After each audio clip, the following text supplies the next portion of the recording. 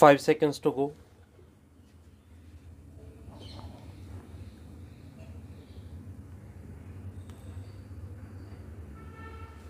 Start. I deem it a privilege to be invited to address this joint session of the US Congress.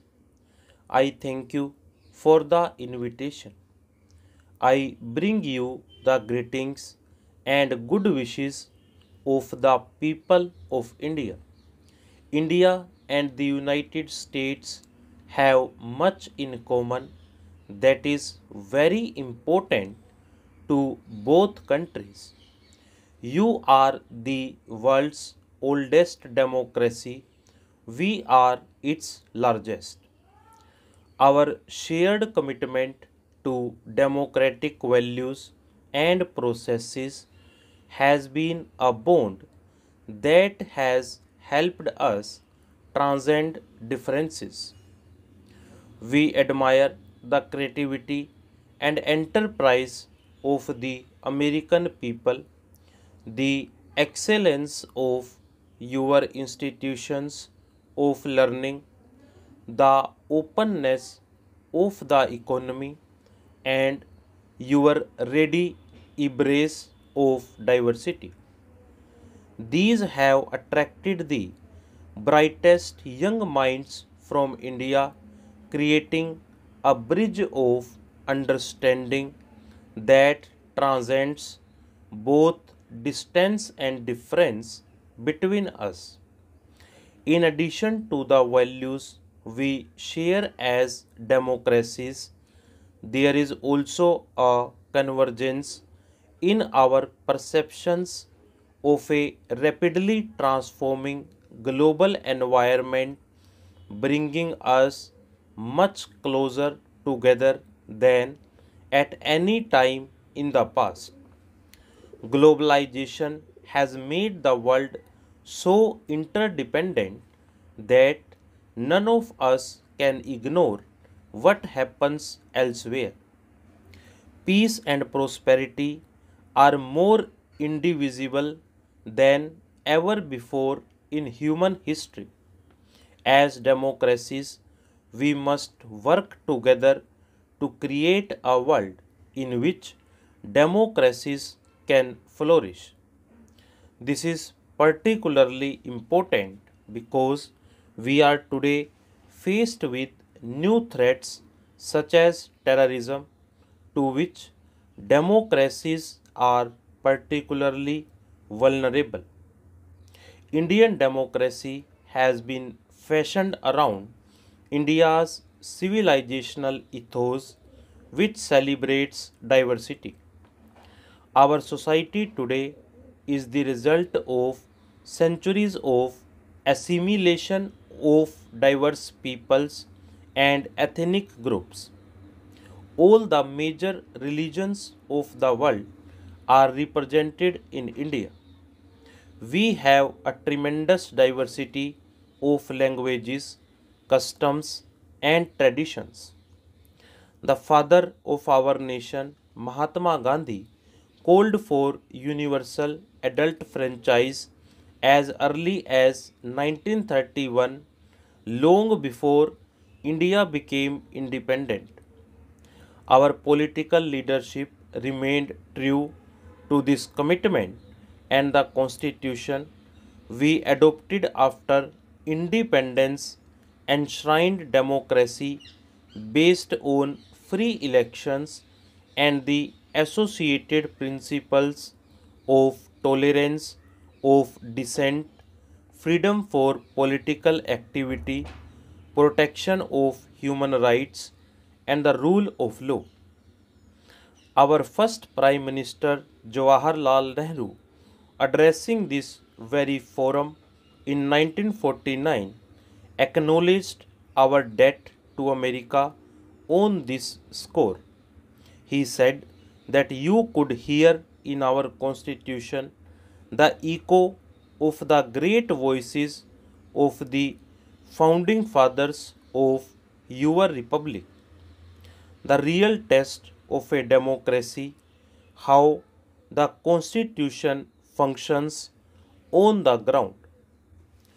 All Indians can be proud of what we have achieved in this area, and our experience is also relevant beyond our boundaries. Free and fair elections are the foundation of a democracy. Over the past 6 decades, governments in India at both the national and state level have regularly sought the mandate of the people through elections. Our elections are conducted under the supervision of a statutory independent election commission which has earned respect for its fairness and transparency both at home and abroad.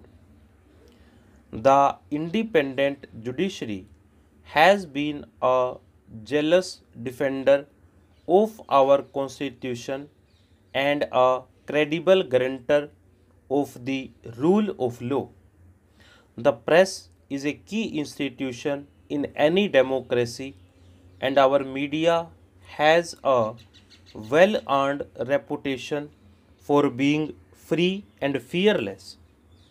Our minorities, and we have many, participate actively in all walks of national life, political, commercial, and cultural. Civil society organizations are thriving and are vigilant in protecting human rights. They are also watchful of threats to the environment. Our army has remained a professional force subject throughout to civilian control. Recently, the Constitution was amended to ensure constitutionally mandated elections to village and municipal councils. This process has produced no less than 3 million elected representatives in the country, with 1 million positions reserved for women. This has brought democracy closer to the people and also empowered women and promoted gender balance. Our commitment to democratic values and practices means there are many concerns and perceptions that we share with the United States. The most important common concern is the threat of terrorism. Democracy can only thrive in open and free societies, but open societies like ours are today threatened more than ever before by the rise of terrorism. The very openness of our societies makes us more vulnerable, and yet we must deal effectively with the threat without losing the openness we so value and cherish. India and the United States have both suffered grievously from terrorism, and we must make common cause against it. We know that those who resort to terror often clothe it in the garb of real or imaginary grievances. We must categorically affirm that no grievance can justify resort to terror. Democracies provide legitimate means for expressing dissent. They provide the right to engage in political activity and must continue to do so. However, for this very reason, they cannot afford to be soft on terror. Terrorism exploits the freedom of our open societies provide to destroy our freedoms. The United States and India must work together in all possible forums to counter all forms of terrorism. We cannot be selective in this area. We must fight terrorism wherever it exists in the world. Stop.